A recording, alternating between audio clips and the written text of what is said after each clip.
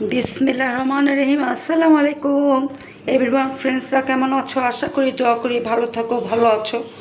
আমাকেও দোয়া করো ভালো আছি। আমি এখানে আজকে একটা লোটে মাছ, তো চিনো, লোটে মাছ তো কোনো সময় খাইনি। লোটে মাছের শুটকি খেয়েছি কক্সবাজার থেকে এনে, তেঁতুলের মতো কালার, এই মোটা মোটা। তখনই এনেছি আমি 150-200 কেজি, এখন 1800 টাকা কেজি। আর এই লোটে মাছ 150-200 টাকা কেজি। এটা আমি পরিষ্কার করে কাটা কোটা ফেলে খুব করে ক্লিন করে নিয়েছি, লবণ দিয়ে একদম ভালো মতো ক্লিন করেছি। এখন এটা দিয়ে একটা আমি রেসিপি করছি। আমি ভেবেছিলাম অন্য কিছু, এই লোটে এটার মধ্যে তোমার ক্যালসিয়াম, ফসফরাস সব কিছু শক্তি পাবে।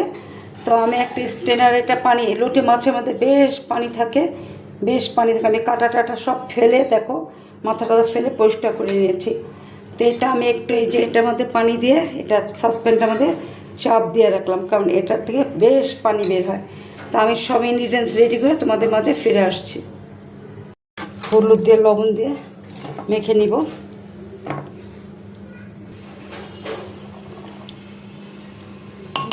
লবণ দিয়ে দিলাম, হাফ টিস্পুন হলুদের গুঁড়ো দিয়ে দিলাম, হাফ টিস্পুন মরিচের গুঁড়ো দিয়ে দিলাম।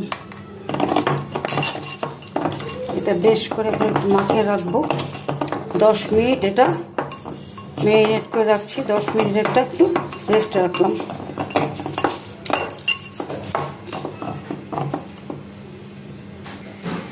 এই লোটটা মাছটা আমি হলুদ মরিচ দিয়ে ম্যারিনেট করে রেখেছিলাম 15 মিনিটস, 15 মিনিট হবে। এটা একটা আমি খুব টেস্টি মজাদার ভর্তা বানাচ্ছি। এটার জন্য আমি ইনগ্রিডিয়েন্টস নিয়েছি কিছু শুকনো মরিচ, এখানে কিছু রসুন নিয়েছি, দেশি রসুন। দেশি রসুনটা আমি ব্যবহার করি কারণ দেশি রসুনে খুব তরকারি টেস্ট করে। এখানে দেশি পেঁয়াজ নিয়েছি আমি এই সাইজের 4টা, বেশ কুচি কুচি করে কেটে নিয়েছি। তা আমি মেইন কাজে ফিরে যাচ্ছি, পাশে থেকো।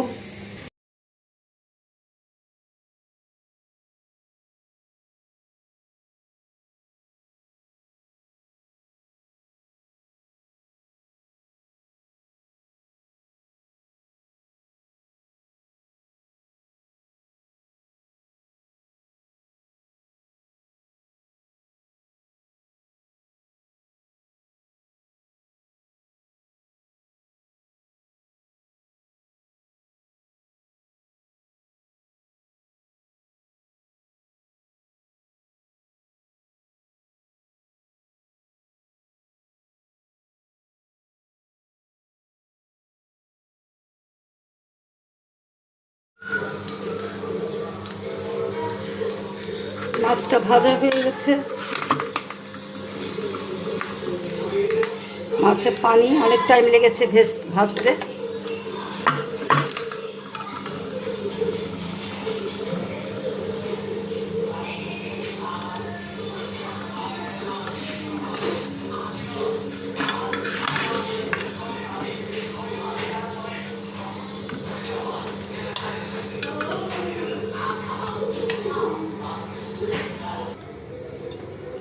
ভর্তাটার জন্য শুকনো মরিচ দিয়ে দিলাম,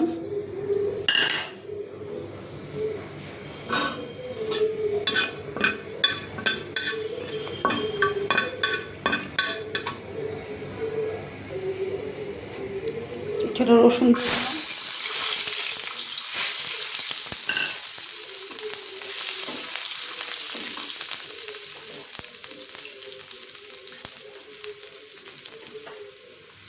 পেঁয়াজটা দিয়ে দিলাম, কিছুটা লবণ দিয়ে দিয়েছি। মাছ ভাজা তো লবণ দিয়েছি, এখানেও কিছুটা লবণ দিয়েছি, লাগবে।